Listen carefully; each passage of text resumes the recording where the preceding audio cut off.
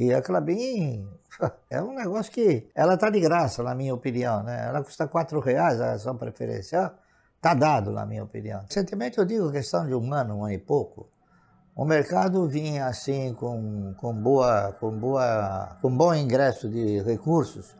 Por quê? Porque os juros caíram bastante e muita gente acabou fugindo da renda fixa e veio para o mercado.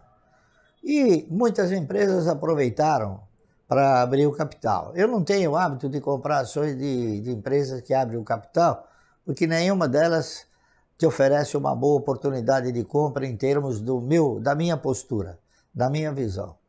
Mas, assim, sugerido, né, por um grande amigo, um amigo de muitos anos, eu comprei ações de uma empresa chamada Ocean Pact, que é uma verdadeira calamidade. Quando eu fui examinar, mas eu comprei pouquinho também, quando eu fui examinar o estatuto, que eu examino sempre o estatuto, ela paga 0,1% de dividendo, quer dizer, não está no meu DNA, tá correto? Então eu comprei essas ações, que foram lançamento, a R$11. E fui comprando alguma coisa, hoje meu custo médio é R$3. E eu vou comprar até ter um custo médio natural para poder me livrar desse abacaxi aí. Tá entendendo? Eu nem sei, olha, eu já contestei a empresa, inclusive, né? E o cidadão lá, o diretor, falou, não, houve um equívoco, não sei o que lá. Mas a grande realidade é que a R$11, ele não abriu o capital, ele vendeu a empresa, ele vendeu a participação dele e depois acabou comprando mais barato agora, né? A Bolsa não tem milhões de investidores. A Bolsa tem muitos especuladores. Então, às vezes, o cidadão chega para mim e pergunta, ô Márcio, me diga uma coisa, qual é a hora de vender uma ação? Eu falo, mas a ação é feita para comprar, não é feita para vender. Tá entendendo? Então, esses milhões a que você se refere são milhões de especuladores, porque na realidade, investidores como eu, há uma quantidade muito pequena. E eu vou dizer até uma coisa que é o meu sentimento. A Bolsa como instituição, ela não deseja investidores como eu. Ela quer que o cidadão que entre no mercado seja um especulador. Por quê? Através desses fluxos especulativos é que ele consegue gerar o quê? Ele consegue gerar emolumentos para a Bolsa. Então a Bolsa tem assim, muita pouca consideração, tá certo? Em relação aos investidores. Ela oferece muita consideração aos especuladores, que é o que ela quer que entre para o mercado. Por exemplo, o investidor, como eu, é aquele que se preocupa em ter um patrimônio que lhe permita ter uma renda mensal. Tá correto? Ao passo que o especulador é aquele que está preocupado em um gap, em comprar um preço e vender em outro preço um pouco mais caro. Essa aqui é a grande... Então, às vezes o cidadão pergunta, mas como é que você conseguiu ficar milionário? Simplesmente porque eu não vendi. Está correto? O Banco do Brasil é um investimento bem sucedido, porque paga dividendos regularmente. Enfim, mas a Unipar foi aquela que foi alvo de uma explosão maior, não é isso? Ela estava muito subavaliada e ela teve um crescimento assim repentino, um crescimento inesperado, né? Inesperado pelo mercado, mas esperado por mim, tá certo? É por isso que eu apliquei dentro daquilo que é uma postura razoável. Então, a Klabin também é um outro papel que eu reputo de uma grande magnitude, Banco do Brasil, o próprio Banco Santander também, quando eu comecei a comprar a 11 centavos, e o pessoal me chamava de que eu estava fazendo uma burrada, enfim, eu falei, tá bom, vamos ver no futuro, né? Então, eu não compro ações para vender já, eu olho para o futuro. E eu tenho sido bem sucedido, a verdade é essa, né? E a Unipar é hoje o que é, tá certo? Ela é uma empresa que evoluiu de uma forma expressiva e vem evoluindo também de uma forma expressiva e tem contemplado os seus acionistas de uma forma até surpreendente no que diz respeito às distribuições, porque ela tem sido uma geradora de caixa bastante intensa e tem distribuído parte desse caixa, tá certo?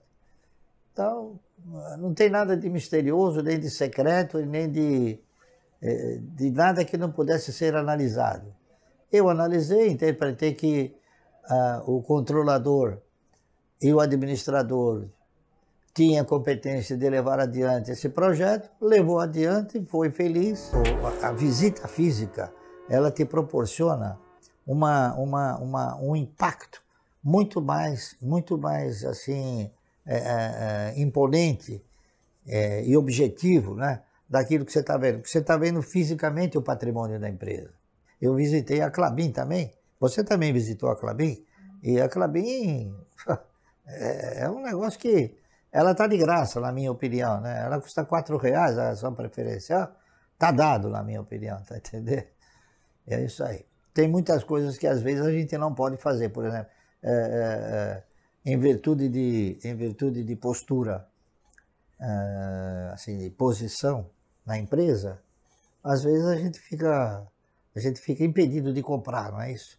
Então hoje mesmo eu estou impedido de comprar. Se eu não tivesse impedido, eu estaria comprando um pouco mais de Klabin, porque ela caiu e está numa... Agora que ela tem o projeto Puma número 2, é fantástico, né?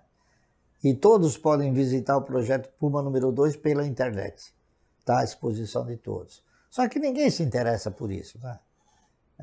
E isso é um indicador muito poderoso para que as pessoas possam tomar deliberações importantes como essa de você alocar as ações da empresa na sua carteira.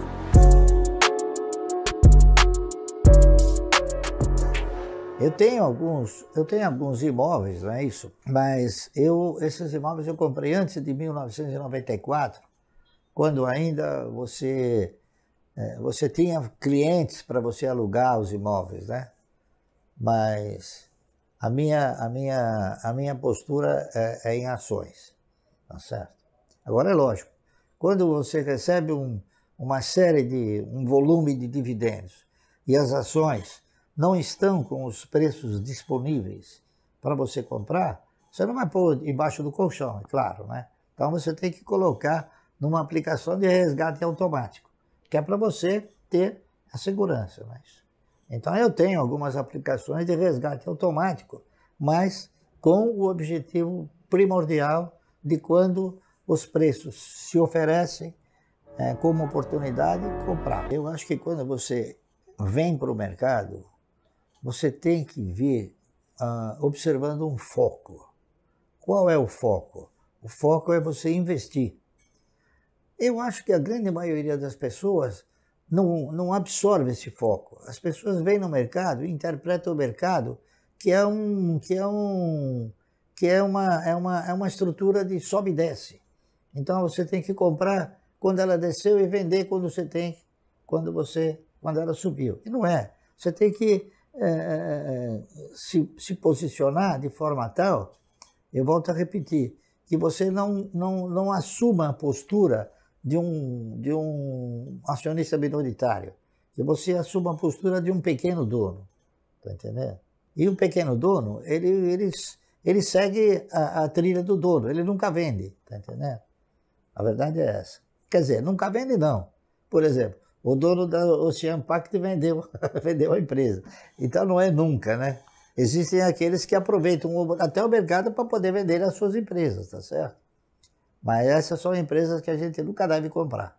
Mas é muito importante você, primeiro, você estabelecer uma prioridade na sua vida, né? Então, essas prioridades, elas vão fazendo com que essa prioridade vai fazendo com que você, ao longo do tempo, você vai administrando os seus egos, tá certo? E com o decorrer do tempo você passa a controlar os seus egos. Então, eu sou uma pessoa que controla os meus egos. A maioria das pessoas não conseguem controlar os egos. Então as pessoas compram e gastam assim de uma forma desordenada. Eu não, eu gasto de uma forma ordenada, tá correto? Eu nunca faço uma aquisição sem eu ter feito uma análise muito profunda. Já fui tentado inúmeras vezes, né? Mas ninguém conseguiu. Tá certo? Então eu procuro analisar e olhar o futuro.